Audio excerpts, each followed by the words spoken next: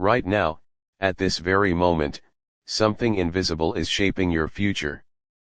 Not your job. Not your past. Not your circumstances. Your thoughts.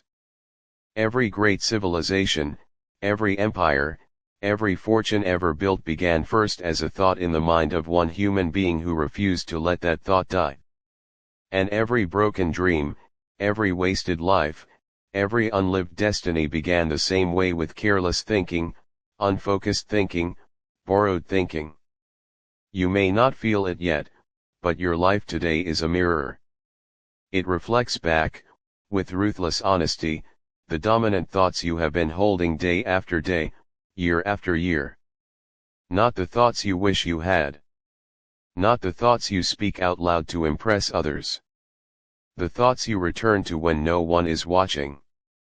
The thoughts you rehearse in silence. The thoughts you allow to repeat. This is not philosophy for entertainment. This is a law. Earl Nightingale said it plainly: we become what we think about. Not someday. Not eventually. We become it as surely as night follows day. Look around your life. Look at your habits. Look at your bank account. Look at your health. Look at the relationships you tolerate. This is not punishment. This is feedback. The world is responding to the instructions your mind has been broadcasting. Most people never stop to question the quality of those instructions. They wake up already thinking someone else's thoughts. News headlines. Old fears. Doubts planted years ago by teachers, parents, or society. They live on mental autopilot. Drifting, and drift is the most dangerous condition a human being can accept. Drift is not neutral. Drift always moves downward. The tragedy is not that people fail. The tragedy is that most never decide. They never decide what to think about on purpose. And so the mind, this most powerful instrument ever given to man, becomes a junkyard of random ideas, worries, distractions, and half-beliefs. A mind like that cannot build a life of meaning. It can only react. But you are not here to react. You are here to direct. Every morning, before your feet touch the floor, your thoughts are already warming up. And whichever thought you entertain first sets the tone for everything that follows. This is why the morning is sacred. This is why the inner conversation matters more than any conversation you will have all day. Thomas Edison failed thousands of times before the light bulb worked.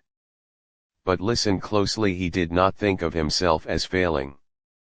He thought of himself as discovering ways that did not work. That distinction, subtle as it sounds, is the difference between persistence and surrender.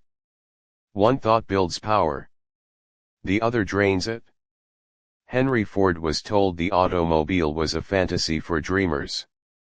If he had accepted the thinking of the crowd, the assembly line would never have existed. Abraham Lincoln faced defeat after defeat, ridicule after ridicule, yet his dominant thought was not rejection, it was purpose. He thought about unity when the world thought about division. Your thoughts are either pulling you toward the person you are meant to become, or anchoring you to the person you no longer want to be. There is no pause button. There is no middle ground. This is why clarity is everything. A mind without a clear aim becomes a playground for fear. When you do not decide what your life stands for, the world will decide for you, and it will not be gentle. Clear thinking is not complicated, but it is rare, because it requires responsibility. It requires you to say, this is what I want. This is who I am becoming. And I will not apologize for it. The moment you define your aim, your thoughts begin to reorganize themselves around it. Opportunities that were invisible become obvious. People who align with your direction appear. Energy that once leaked through worry returns as focus. But clarity alone is not enough. Belief is the fuel. Belief is not loud. Belief does not argue. Belief does not seek permission. Belief is a quiet inner knowing that persists even when evidence is temporarily absent. Walt Disney was bankrupt and ridiculed before his vision reshaped entertainment forever. The world laughed, but his belief outlasted their doubt.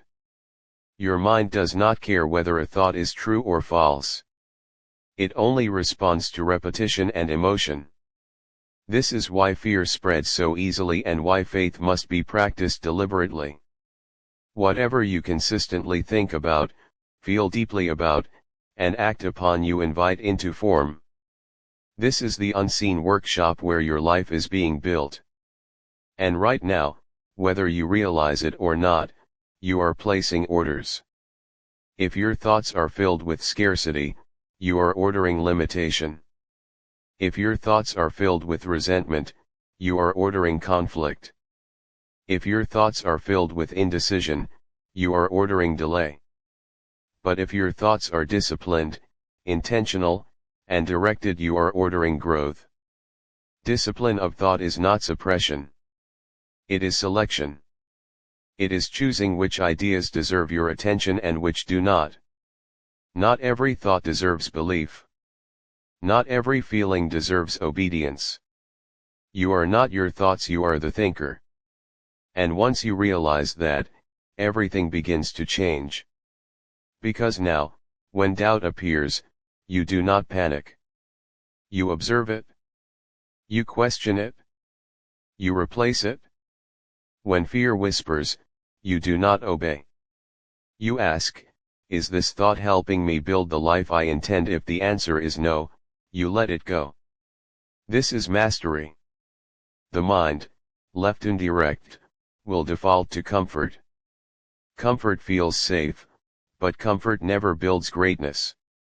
Growth requires tension, the tension between who you are and who you are becoming. That tension is not a problem. It is a signal. It means you are alive, stretching, evolving. Every worthwhile life demands sustained thought in one direction. Andrew Carnegie understood this. He concentrated his mind on building enterprise, not dabbling in distraction. Concentration is power multiplied. Scattered thought is power wasted. And here is the truth most people never hear: you do not rise to the level of your goals.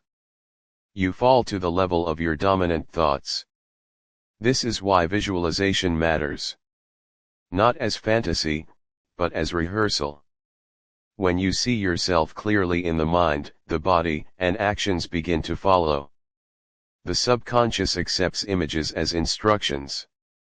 It works day and night to make them real. The question is not whether this law is working in your life.